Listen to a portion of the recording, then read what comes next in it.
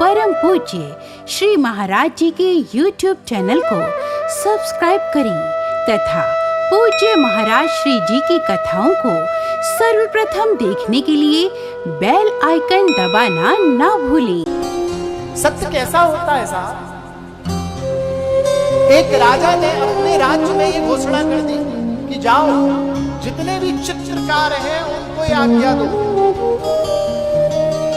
कि जो मेरा चित्र सबसे सुंदर बनाएगा मैं उसको उपहार दूंगा।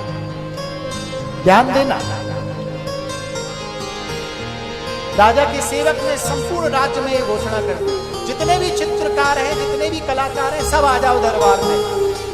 अगर आपने राजा का सुंदर चित्र बनाया जो राजा को पसंद आ गया तो राजा आपके मन मुताबिक अपने मन से ढेरों जेवरात हीरे मोती आपकी झोली में डाल देंगे।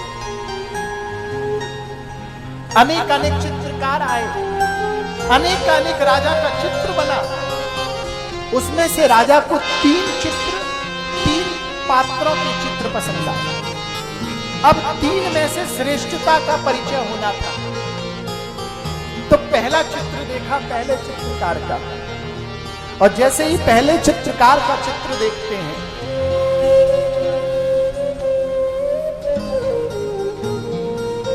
तो राजा उस चित्रकार से कहते हैं, ये चित्र आपने मेरा सुंदर बनाया है लेकिन सत्य नहीं बनाया।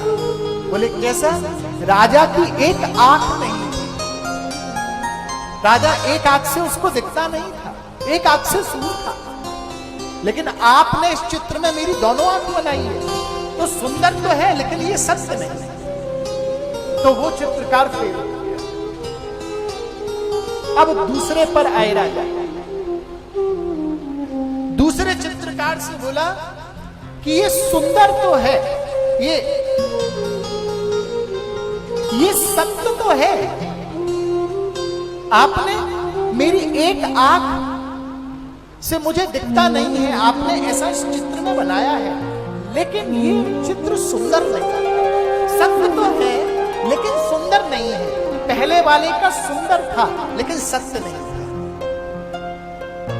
दूसरे वाले का सत्य है, राजा की एक आंख नहीं है, उस चित्र में उसने बनाया हुआ था लेकिन सुंदर चित्र नहीं बनाया। तो वो दूसरा भी फेल हो गया। तीसरे चित्रकार के पास आए और जैसे ही तीसरे चित्रकार के द्वारा बनाया हुआ चित्र देखा, राजा प्रसन्न हो गए। आए हाय क्या सुंदर चित्र बनाया है।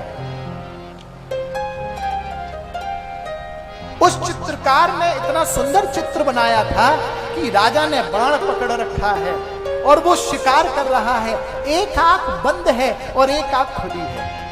तो इसमें राजा बोलते हैं कि आपने इसमें सत्य भी दर्शाया, मैं एक आंख से देख भी रहा हूं और सुंदर भी। सत्य ऐसा होना चाहिए जो सुंदर हो और सरल हो, किसी को बुरा ना लगे, ऐसा बोलो। सत्य भी अगर आपको किसी की कमी बतानी है ना तो इस ढंग से प्रेजेंट करो कि सामने वाले को समझ भी आ जाए और उसको बुरा भी ना लगे। सत्य हमेशा सुंदर होता है लेकिन आपके परोसने का तरीका होना चाहिए। आप कैसे परोसते हो सत्य को? चाहे सामने वाले की कितनी भलाई का सत्य क्यों ना हो, अगर आपने क्रोध में उस विचार को प्रकट किया है तो सामने वाले को बिल्कुल अच्छा नहीं, और आपने प्रेम निष्ठा से उस भाव को प्रकट किया है तो निश्चित बोल रहा हूं सामने वाला जरूर लेगा।